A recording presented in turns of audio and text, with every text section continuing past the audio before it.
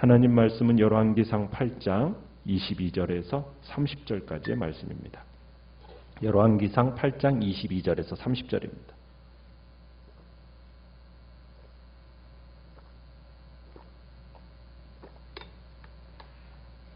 열왕기상 8장 22절에서 30절까지 우리 한 목소리로 같이 또 낭독하도록 하겠습니다. 시작. 솔로몬이 여호와의 제단 앞에서 이스라엘의 온 회중과 마주 서서 하늘을 향하여 손을 펴고 이르되 이스라엘의 하나님 여호와여 위로 하늘과 아래로 땅에 주와 같은 신이 없나이다. 주께서는 온 마음으로 주의 앞에서 행하는 종들에게 언약을 지키시고 은혜를 베푸시나이다.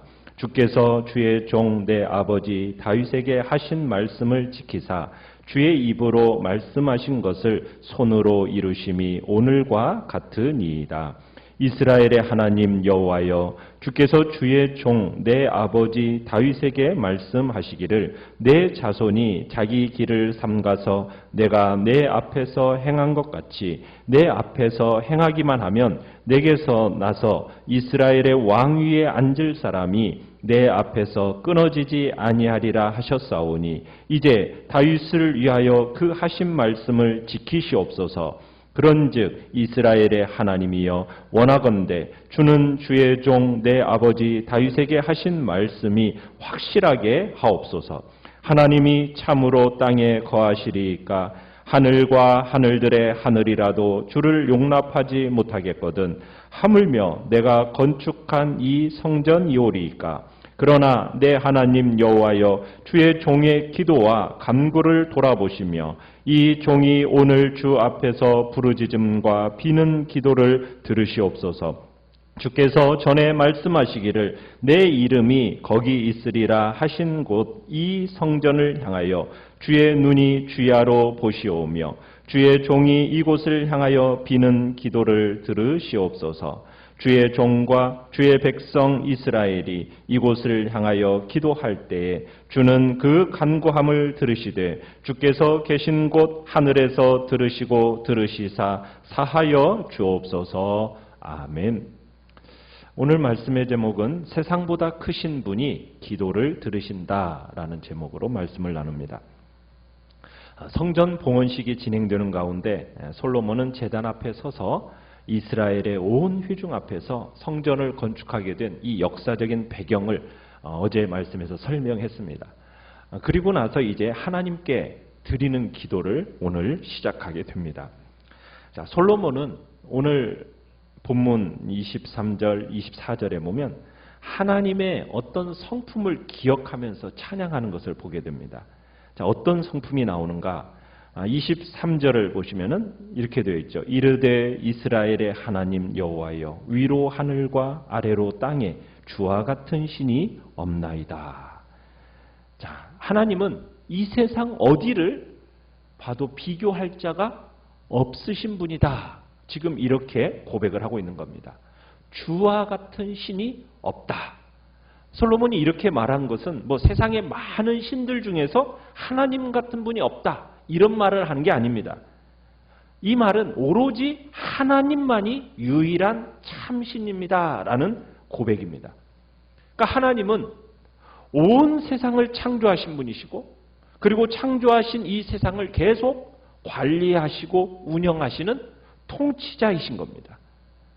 천지를 창조하시는 것에서나 창조한 이 세상을 통치하시는 것에 있어서나 하나님 같으신 분이 없다라는 거예요. 그 고백을 지금 하고 있는 겁니다. 고대 근동 신화들에서는 또 신들이 인간을 만들었을 때는 인간을 부려먹기 위하고 학대하기 위해서 만들었다라는 그런 신화가 대부분입니다. 그러나 여호와 하나님은 사람을 왜 창조하셨습니까? 사랑하고 교제하기 위해서. 하나님께서 그런 존재로 인간을 창조하신 거예요. 그러니까 능력이나 인품에 있어서도 세상에 하나님과 같은 그런 분이 없으시다. 지금 그것을 우리에게 보여주고 있는 겁니다. 그러면서 23절 하반절에 또 그렇게 얘기하죠. 주께서는 온 마음으로 주의 앞에서 행하는 종들에게 언약을 지키시고 은혜를 베푸시나이다. 하나님은 어떤 분이십니까? 하나님이 약속한 것은 지키시는 분이십니다.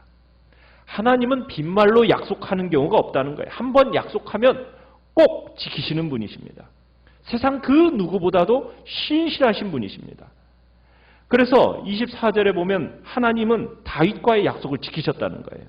주께서 주의 종대 아버지 다윗에게 하신 말씀을 지키사 주의 입으로 말씀하신 것을 손으로 이루심이 오늘과 같으니이다. 지금 여기서 약속은 어떤 약속입니까? 다윗의 아들을 통해서 지금 자신의 처소를 건축하겠다라는 이 말씀이 지금 이 성전 건축을 통해서 성취되었다라는 것을 지금 이야기하고 있는 겁니다.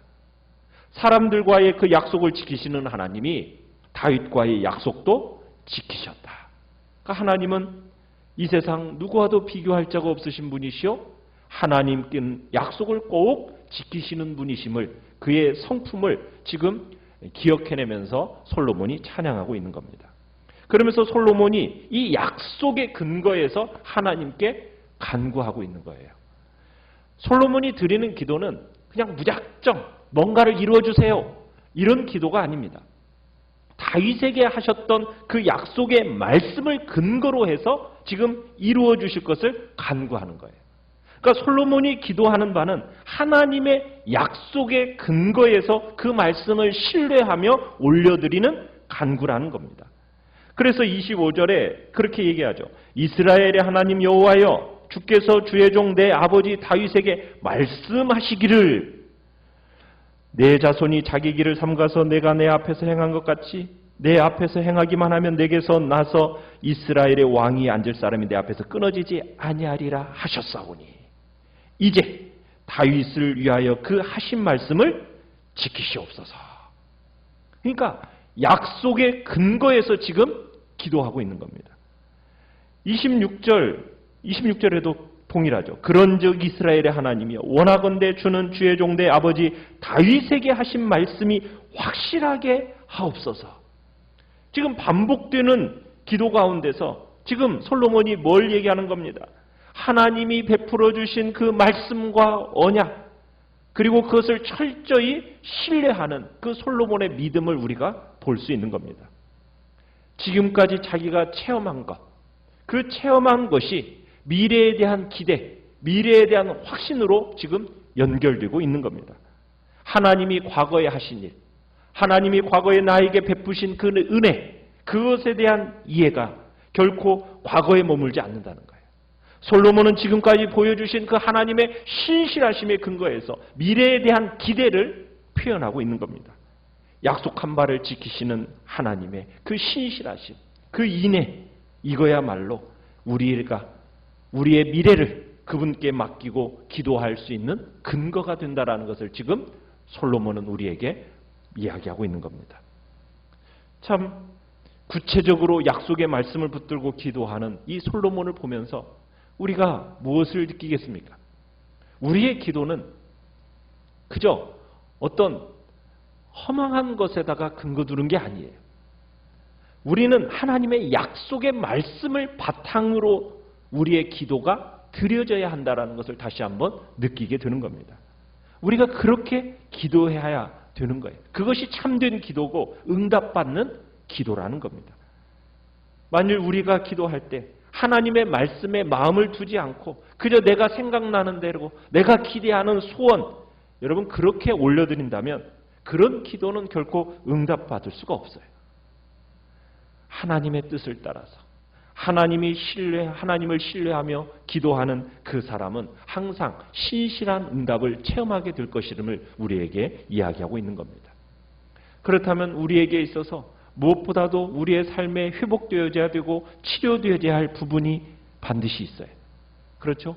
하나님의 도우심이 필요하고 하나님의 응답이 필요한 부분들이 있어요. 우리의 삶에도 있고 우리의 가정에도 있을 것입니다. 이 모든 것을 회복하기 이전에 우리가 먼저 정말 하나님의 말씀 안에서 우리의 상처 입은 심령이 새로워져야 됩니다.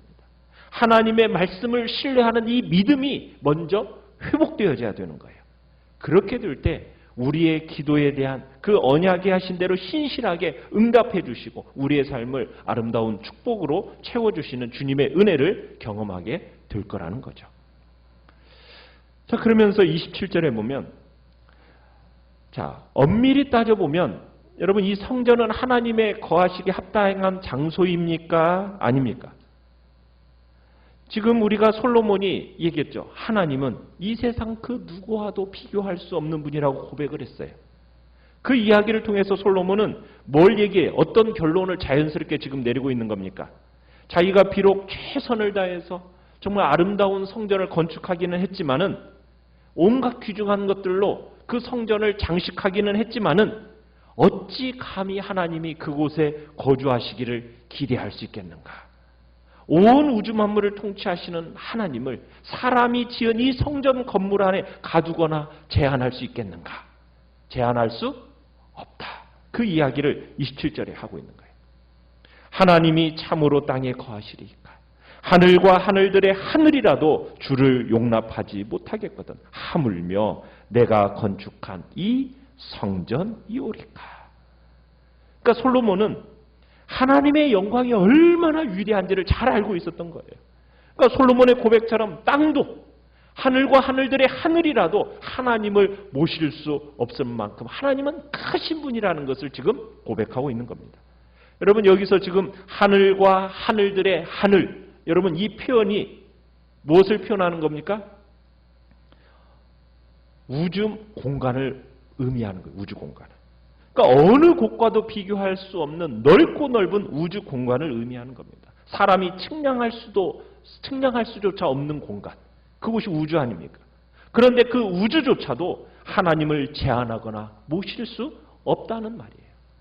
그러니까 하나님이 얼마나 크고 위대한 분이신지를 다시 한번 우리로 하여금 생각나게 하는 겁니다. 우리가 믿고 우리가 섬기는 우리 하나님은 온 우주 만물을 창조하신 창조주이십니다. 그런 이 우주 만물보다도 더 크시고 그 우주를 초월해서 계시는 분이란 얘기예요.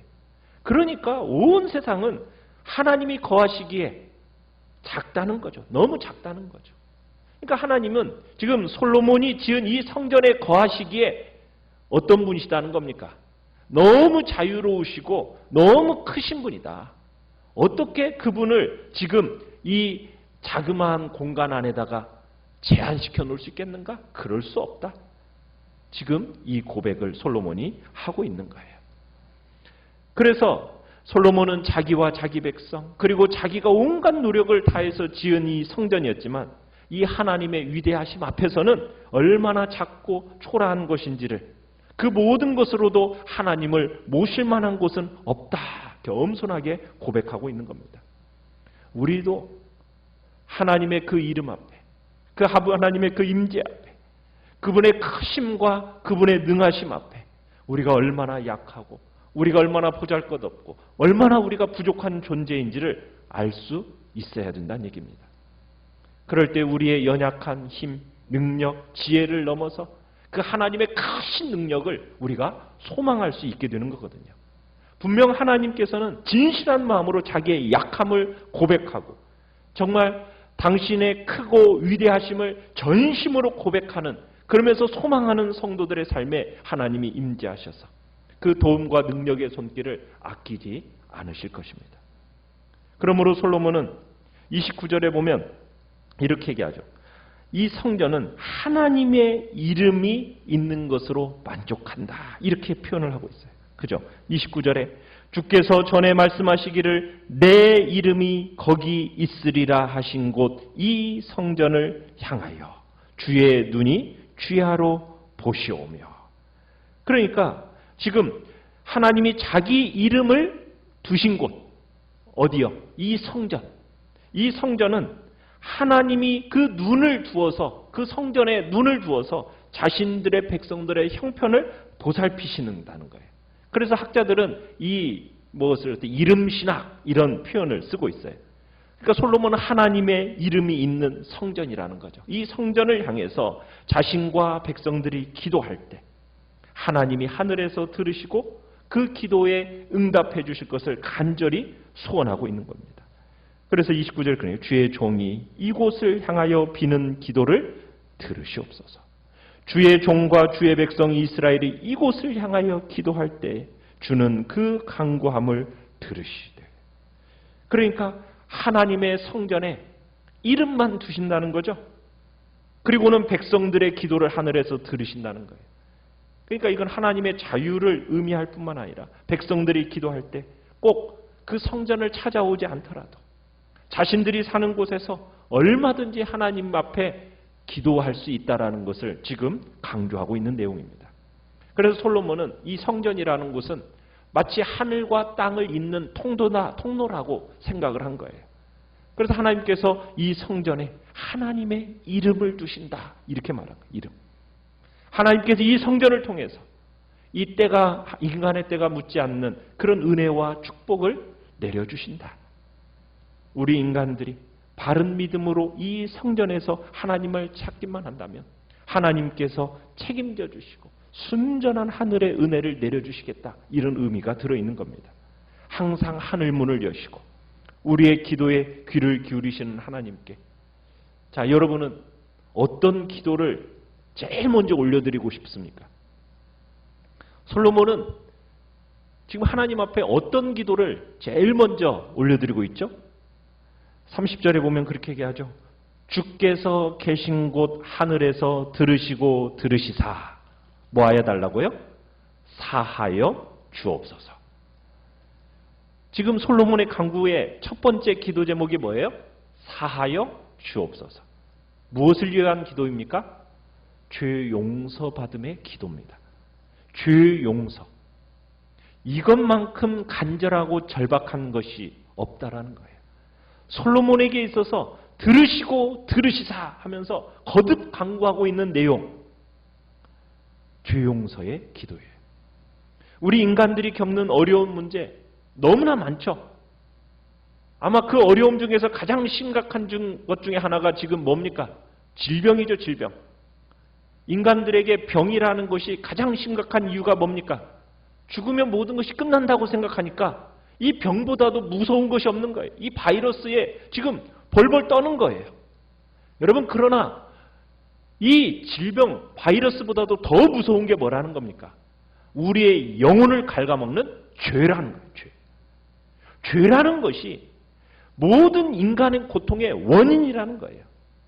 죄만 없었다면 여러분 고통이 없었죠. 질병이 없었죠. 전쟁도 재앙도 없었죠. 굶주림도 없고 사망도 없었습니다. 인간 모든 불행의 원인은 과거에도 그렇고 현재도 그렇고 미래도 그렇고 무엇이 불행의 원인입니까? 죄 때문에 일어나는 거예요. 죄. 하나님 앞에서 죄의 문제만 해결되면요, 다른 모든 것들은 저절로 해결되는 거예요. 우리 인간에게 있어서 죄 용서만큼 심각한 것이 없는 거예요. 더 중요한 게 없는 거예요.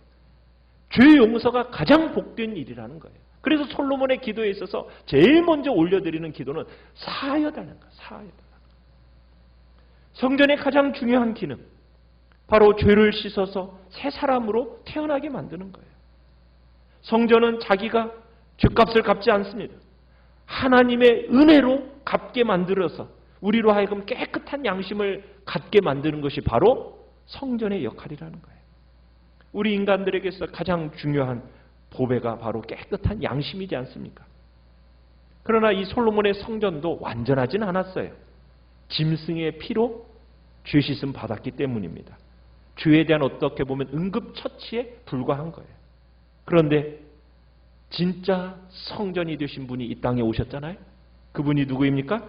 예수 그리스도. 그분의 피로 말미암아 우리가 깨끗하게 죄 씻음이 이루어지고, 그리고 성령의 능력으로 우리가 거듭나서 깨끗하고 정결한 사람으로 우리가 하나님 앞에 서게 되는 거예요. 우리 믿는 사람들은 어떻게 보면은 가장 중요하게 생각해야 될 게 무엇이겠습니까? 죄의 용서입니다. 이 땅 가운데 우리가 무엇을 위해서 기도해야 하게 되겠습니까? 죄가 용서되어지면, 그러면 정말 최고로 귀한 보석들을 하나씩 하나씩 하나님께로부터 받게 되는 거예요. 깨끗한 양심이고 교회의 성전의 기능이 살아 있어야 되는 거죠. 오늘 우리가 이 땅 가운데서 정말 무엇을 위한 기도가 이루어져야 될까? 교회의 기능이 무엇인가? 오늘 우리는 이 성전을 통해서 다시 한번 확인하게 되는 겁니다. 우리 교회가 정말 하나님 앞에 죄와 허물을 놓고 회개의 심령이 회복되어져서 교회로서의 죄사함의 기능이 제대로 회복되어진다면 이 땅에 하나님께서 어떻게 보면 코로나 바이러스가 아니라 가장 근본적인 원인이 해결되어져야 이 문제가 해결되어짐을 우리로 하여금 다시 한번 보게 하시는 겁니다. 정말 하나님 앞에서 우리 믿는 자들의 제대로 된 기능이 다시 회복되어질 수 있도록 죄 용서함을 받는 그 놀라운 은혜의 역사가 우리 안에 나타나서 우리를 통해서 먼저 깨끗한 심령이 회복되어져 이제 그 은혜의 역사가 이제 세상으로 흘러가서 세상을 정화시키는 모든 사람들을 복받게 만드는 그런 복된 자리에 우리를 세우게 해달라고 이 시간 주님 앞에 기도하며 나가시길 바랍니다. 기도하며 나가시길 바랍니다.